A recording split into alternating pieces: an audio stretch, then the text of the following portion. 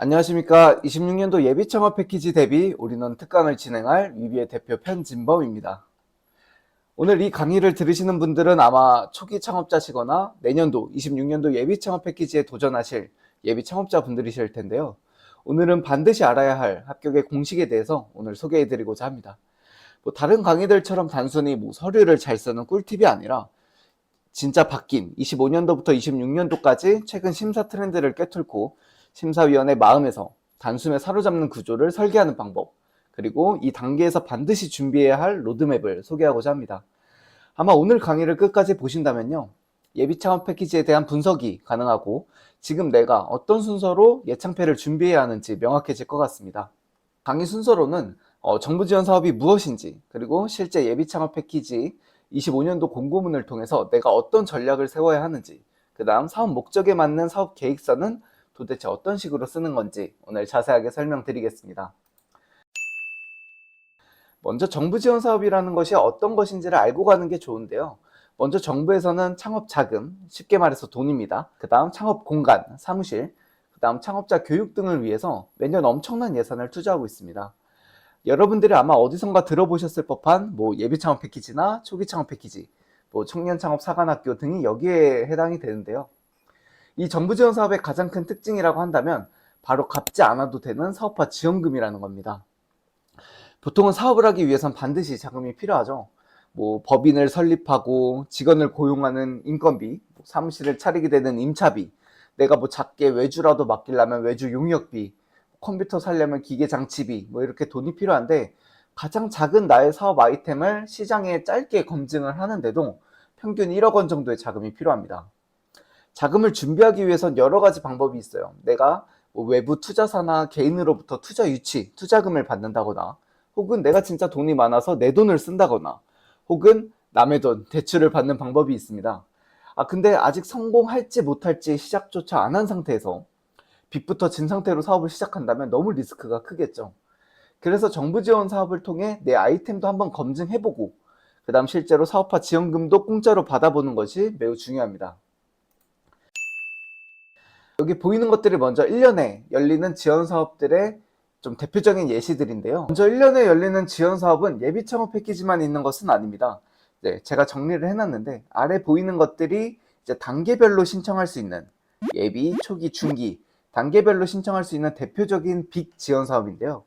여기서 제가 말하는 빅 지원 사업이라는 것은 이제 중복해서, 그러니까 이렇게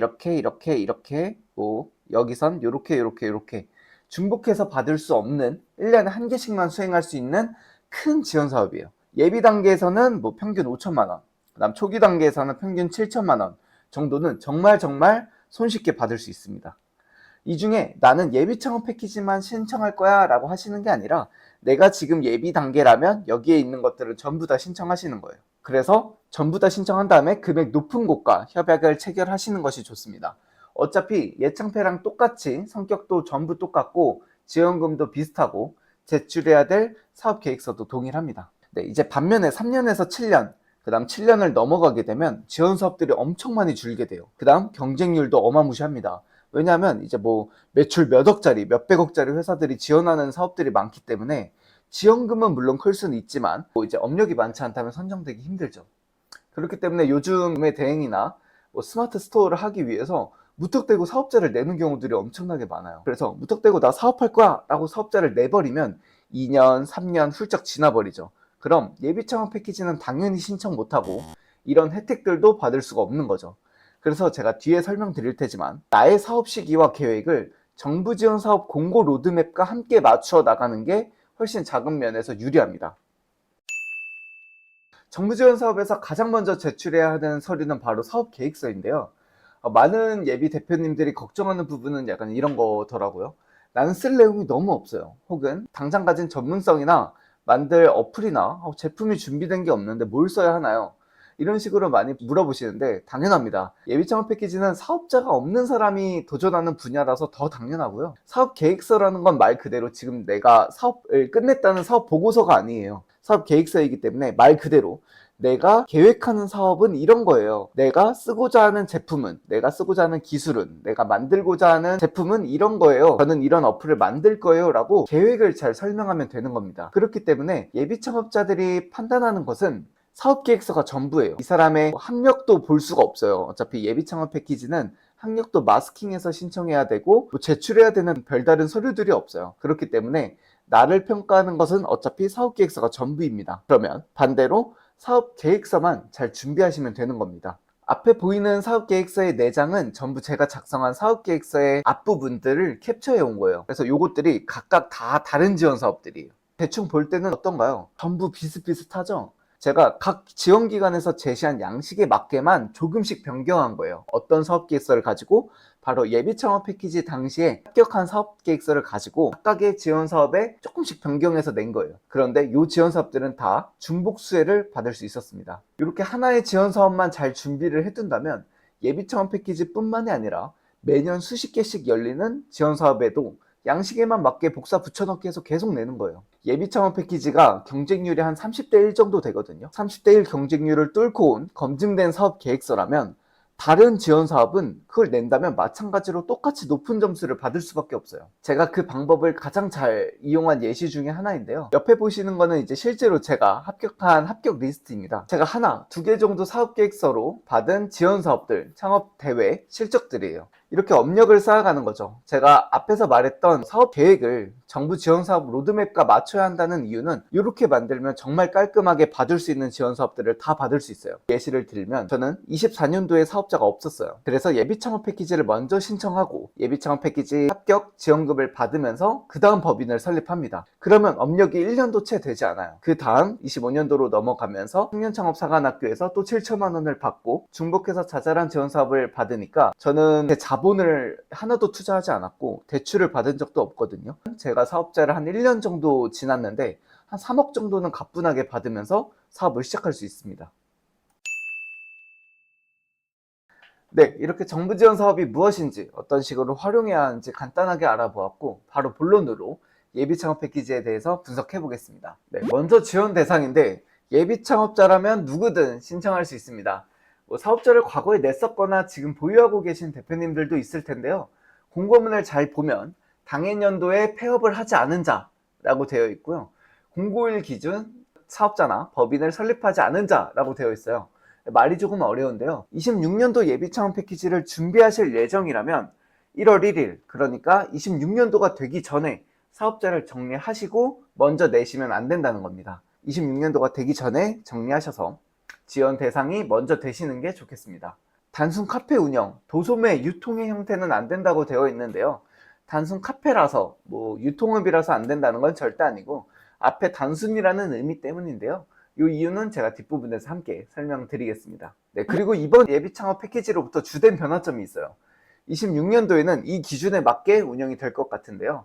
먼저 사업화 자금은 평균 0.5억, 그러니까 5천만 원을 지난해와 동일하게 지급을 하지만 바로 주는 것이 아니라 1단계와 2단계로 나누어서 지급합니다. 제가 합격한 24년도에는 한 번에 5천만 원을 지급해서 이걸 이제 대표님들이 정당하게 사용하지 않거나 제대로 사업비를 사용하지 못하는 경우들이 종종 있어서 이렇게 나누어서 지급을 하게 되는 걸로 바뀌었습니다. 근데 이제 단순히 나누는 것이 아니라 중간평가를 또 진행해요. 선정이 되자마자 2천만 원을 주고 이 돈을 어떻게 썼는가, 그리고 너가 계획한 대로 정말 사업을 진행하고 있는가를 본 다음에 중간평가를 통과한 다음 평균 4천만 원 정도의 지원금을 추가로 받을 수 있습니다. 네, 그 다음 평가 절차인데요. 1차로 사업계획서 서류평가 두면 바로 발표평가로 가는 것이 아니라 이번에 새로 생겼어요. 인큐베이팅이라는 교육이 새로 생겼는데요. 시제품을 어떤 걸 만들 건지 발표 준비가 조금 미비하다 보니까 예비 창업자 대상으로 멘토링, 인큐베이팅을 필수로 진행하게 됩니다. 여러분들이 서류 평가를 붙은 다음에는 필수로 멘토링을 성실히 참여하신 다음에 발표 평가에 임하시면 될 것 같습니다. 네, 그 다음은 지원 유형인데요. 요건 동일합니다. 일반 분야, 그 다음 여성 대표님만을 위한 여성 특화 분야, 사회 문제 해결을 목표로 하는 소셜 벤처 분야인데요.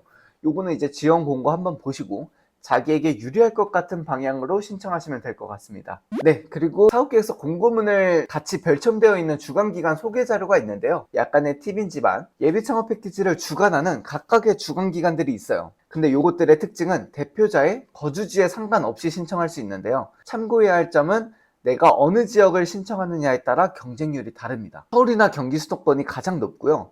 저는 서울에서 합격했지만 지역의 경우 경쟁률이 훨씬 낮았다고 합니다. 그리고 각각의 주관기관들의 소개자료 공고를 보시면 그 기관들이 원하는 기술 분야, 주력 기술들이 있습니다. 예를 들어서 강원도에서는 푸드테크, 스마트 식품, 농업을 주력 기술로 보겠다. 아니면 서울에서는 우리는 ICT, 플랫폼을 주력 기술로 볼 거야. 이런 소개 자료들이 있으니까요. 경쟁률 뿐만 아니라 주력 기술도 거기에 맞게 신청하는 것도 좋은 가점이 될 것 같습니다.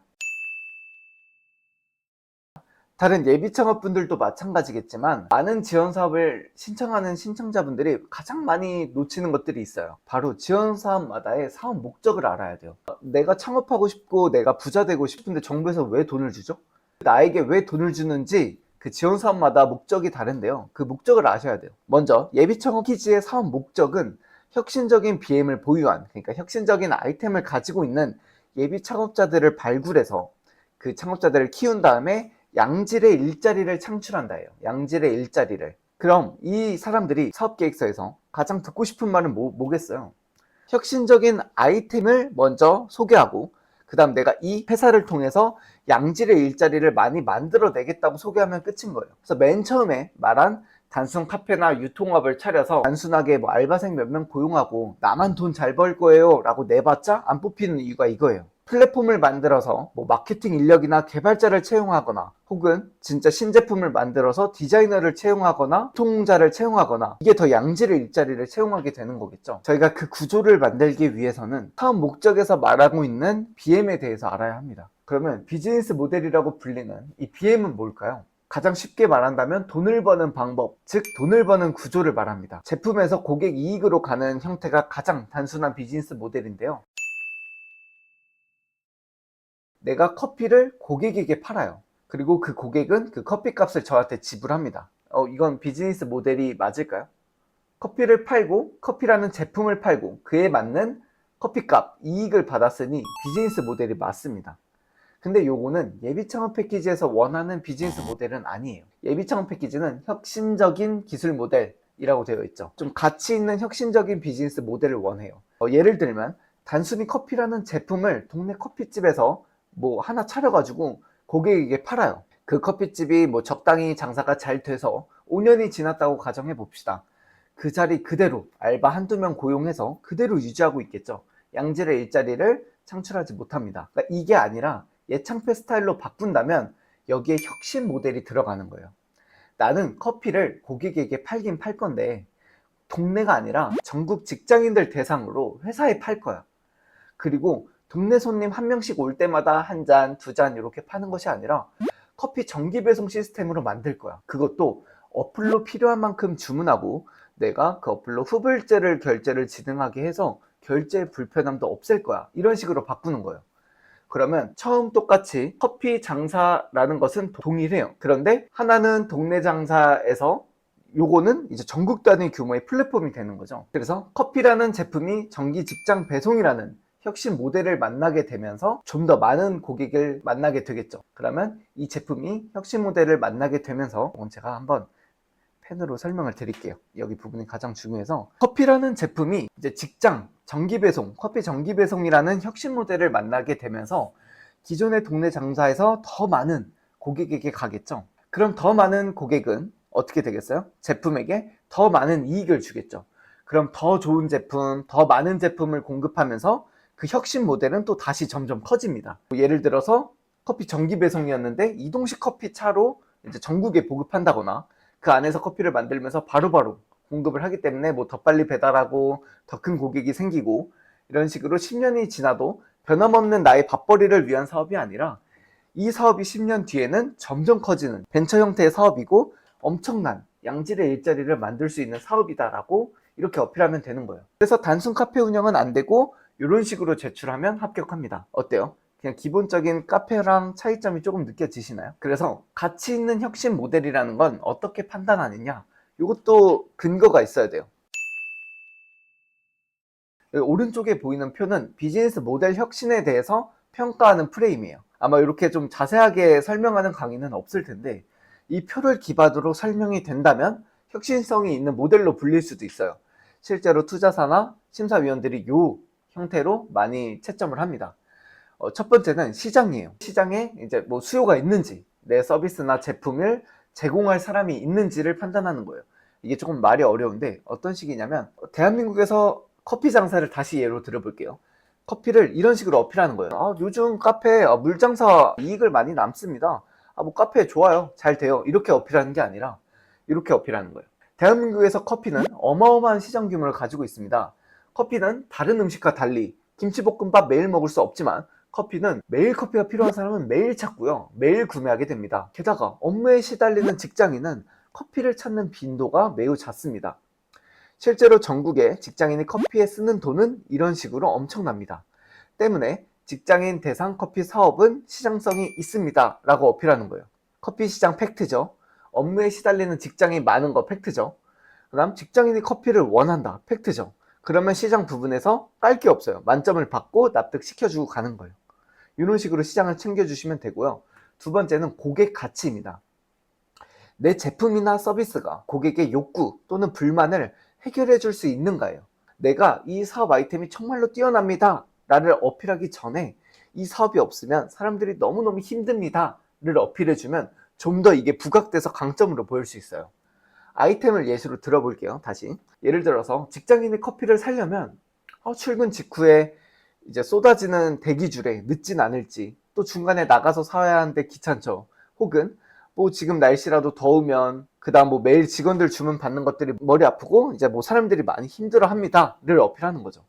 실제로 뭐 200명을 대상으로 뭐 조사를 해보니 이런 점들에 대해서 어려움을 가지고 있는데요. 내 서비스는 이 어려움들을 전부 해결해 줄 수 있습니다 라고 어필하는 거예요.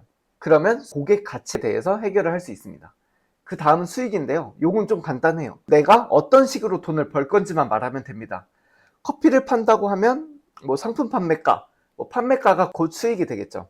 이런 구조 말고도 여러 가지 구조가 있는데요. 챗GPT나 넷플릭스 같은 정기 구독 형태라면 구독료가 돈을 버는 방법이 될 테고, 무신사 같은 플랫폼이라면 상품 판매 수수료가 될 수 있겠죠. 아니면 당근마켓이나 유튜브처럼 광고료가 될 수도 있습니다. 이런 식으로 내가 어떤 식으로 돈을 버는 건지 방법만 알려주면 됩니다. 그게 수익. 그 다음은 성장인데요. 내가 경쟁사 대비 내가 지금 이런 커피 플랫폼을 하려고 하는데 배민이라는 같은 배달을 해줄 수 있는 경쟁사 대비 어떤 성장 전략으로 사업을 키울 건지 말하는 거예요. 그러니까 나는 배달의 민족보다 내 플랫폼은 커피를 좀 더 전문적으로 할 수 있다. 그리고 우리는 판교를 중심으로 판매를 할 거고 차차 판매 지역을 넓히면서 커피 차의 대수도 늘릴 거고 커피를 전문적으로 좀 더 판매를 할 거다. 그리고 나중에는 커피 말고 함께 먹을 수 있는 브런치도 팔아서 내가 수익을 키우겠다. 이렇게 하면서 내 사업 성장이 경쟁사 대비 어떤 식으로 키울 건지 사업에 대한 계획과 성장 방법에 대해서 얘기를 해주시면 됩니다. 아마 예비창업자 대표님 분들이 고객 가치와 성장에서 가장 큰 어려움들을 많이 느끼실 거예요. 근데 요거는 제가 좀 시간상 메인 강의에서 한번 더 소개를 드리고요. 이런 각각의 요소들을 모두 설명했다면 이제 마지막으로는 이제 가운데 있는 역량입니다. 역량. 네, 이런 사업을 진행하기 위해서 어떤 계획으로 진행할 것인지, 예창패 5천만 원 어디다 사용할 건지, 그 다음 추가적인 자금은 어떻게 확보할 것인지 담으면 돼요. 내가 추가적인 자금은 청년 창업 자금 대출을 받을 것이다. 혹은 내가 투자 유치로 돈을 더 끌어 모아가지고 부족한 돈은 내가 메꾸겠다. 이런 것들에 대한 계획이 필요하고요. 그리고 이런 사업들을, 이런 4가지 요소가 담긴 사업이 오직 나만이 할 수 있다. 나는 이런 의지를 가지고 있고 이런 전문성을 가지고 있다고 어필하시는 거예요. 이 5가지 요소만 다 챙긴다면 이제 사업계획서에 담아야 하는 내용 전부를 제가 한 표로 요약한 거예요. 이 내용들의 각각의 내용이 타당하다면 사업계획서, 특히 예비창업 패키지에서의 서류평가는 정말 손쉽게 통과를 합니다. 네, 이게 실제 예비창업 패키지 사업 계획서에 들어가는 내용인데요. 아마 여러분들이 쓰셔야 할 내용입니다. 제가 지금 각각의 표를 요약을 해놨지만 이 각각의 항목에 대해 2에서 3장 정도 써야 돼요. 처음 요걸 작성하려면 정말 막막할 거예요. 뭐 문제인식, 실현 가능성, 뭐 성장 전략, 팀 구성 이렇게 되어 있는데요. 이거를 앞글자만 따서 PSST 사업계획서라고 많이 말하는데, 대부분의 지원사업 사업계획서의 형태는 이 형태가 고정이에요. 여기에 뭐 다른 거 하나가 추가된다거나 되어 있는데, 이 PSST는 필수적인 내용이라고 봐주시면 됩니다. 내용을 한번 보면 시장 현황 및 뭐 문제점, 경쟁력 확보 전략, 수익화 모델, 비즈니스 모델, 뭐 이런 것들이 있는데, 이런 것들을 뭐 구체적으로 정하지 않고 바로 쓰려고 하면 정말 어려워요. 그래서 뭐 GPT를 돌리거나 혹은 다른 강의, 사업계획서 작성법 강의 같은 데 가시면요, 일반 문제인식 쓰는 법 뭐 이런 식으로 알려주거든요. 그리고 이제 다른 사람의 합격한 예시를 들고서 설명을 해줘요. 그 마감일도 얼마 안 남았는데 그런 강의들이나 GPT를 들고 써봤자 마음에 드는 내용이 아닐 겁니다. 그리고 선정되지도 않아요. 근데 이게 내용이 조금 어려워 보이지만 결국 우리가 이전에 했던 이 비즈니스 모델을 먼저 설계해 두셔야 되는 거예요. 이 구조를 내가 알고, 내가 제공해야 될 타깃은 어디구나, 내가 고객의 어떤 불만을 해결할 수 있는구나, 내가 어떤 방식으로 돈을 벌고 어떤 방식으로 키워나가고 그거를 왜 나만이 이 사업을 했을 때 성공할 수 있는가에 대해서 고민을 해둔다면 이 구조는 너무너무 쉬워요. 왜냐하면 다 포함이 되어 있어요. 보시면 제공할 집단, 자, 현황 및 문제점, 문제인식에 들어가 있죠. 고객 가치, 네, 수익 모델 다 들어가 있죠. 그 다음 성장 전략, 이거 그대로 되어 있어요. 시장 진입 전략. 이렇게 내 사업계획서, PSST의 내용을 급하게 채우는 것이 중요한 게 아니라요, 내가 정말 진지하게 나의 비즈니스 모델은 어떤 식으로 설계해야 하는가, 이걸 먼저 설계를 하시고 스케치를 하시면 사업계획서의 구조가 눈에 바로 보이게 될 거예요.